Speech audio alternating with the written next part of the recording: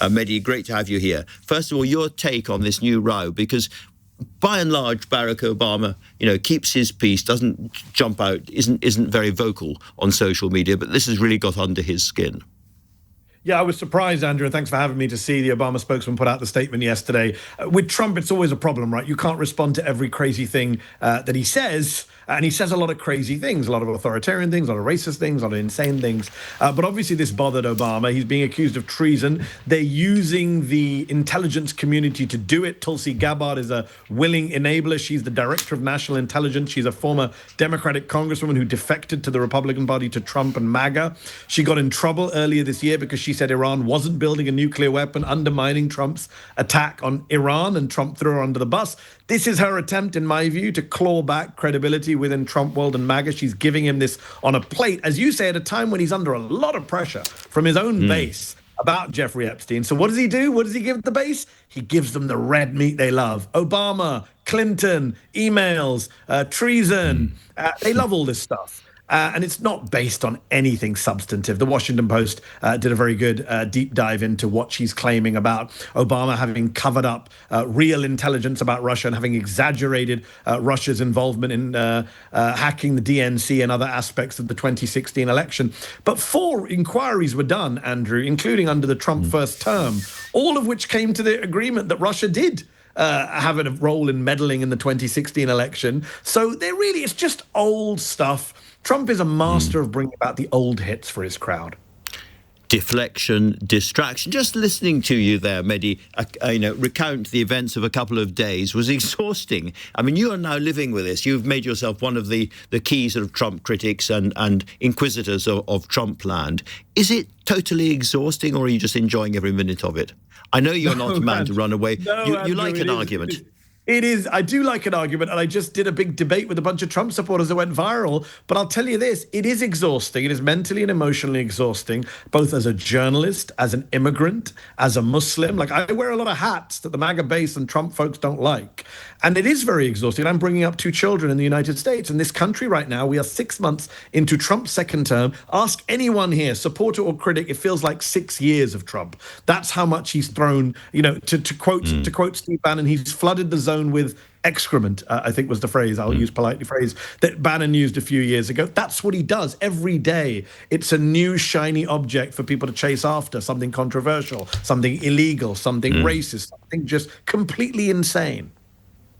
And yet, in terms of the real world, he's run into the buffers in many cases on his tariff agenda. He's still striking deals, but this upending of the entire world economy with tariffs hasn't worked. I've noticed he hasn't yet invaded and taken over Canada or Greenland. In many respects, as it were, the more extreme parts of his original agenda have fallen to one side. So is he, in your view, as it were, now, looking at his place in history, is he thinking about who's going to take over for him, or is he simply living day to day?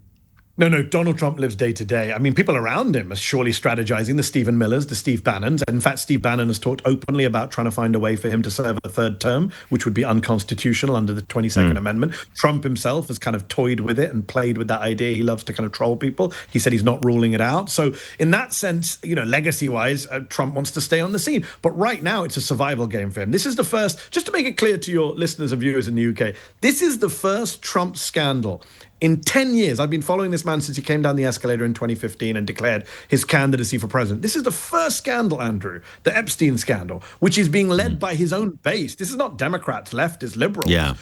So this is his own supporters furious at him for violating the pledge that he said he would release the Epstein files, and now discovering, oh, wow, our guy, our leader, he was actually best friends with Epstein.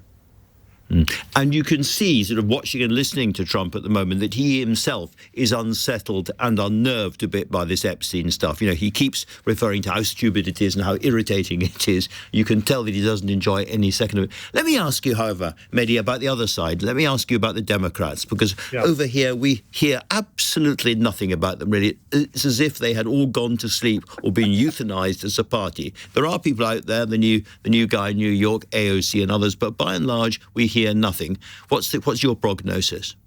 I think you spelled it out brilliantly there, Andrew.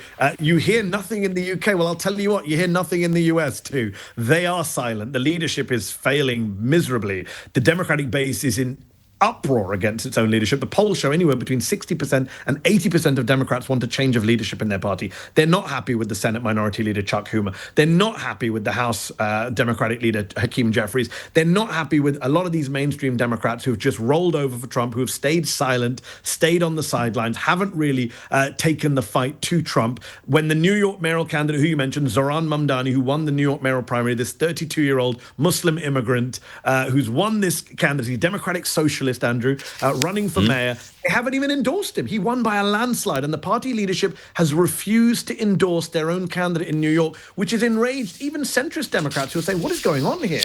Where is the leadership of the opposition? You're in the UK, where you have an opposition party, you have a shadow front bench, you have people shadowing government portfolios. We don't have that here. So Trump can kind of do all sorts of craziness to the aid department, to the State Department, to the education department, and there are not Democrats forensically, strategically, relentlessly standing up to him on all of those fronts. So, final question, thinking of opposition, one person he had standing alongside him all the way through, who has now gone into opposition, in effect, is Elon Musk. How serious is it for Donald Trump if he starts to lose the support of the tech bros? I know there are other tech bros worming their way in already, but nonetheless, this has been a fundamental alliance. Yes, and we saw at the inauguration, they were all lined up behind him in prime spots. The Bezoses, the Zuckerbergs, Sam Altmans, Elon Musk, they were all there. Musk and Trump have fallen out bizarrely over this budget bill, not over kind of their shared racism and bigotry and far-right views, but over the budget bill that went through. Musk thinks too much money was being added to the debt. He's probably right about the debt numbers.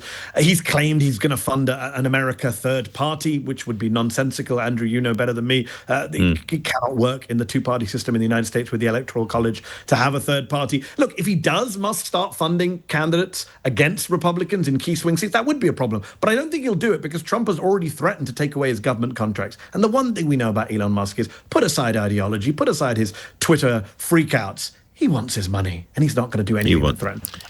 He wants his money, as do we all. Mehdi Hasan, great to talk to you. Thank you very much indeed.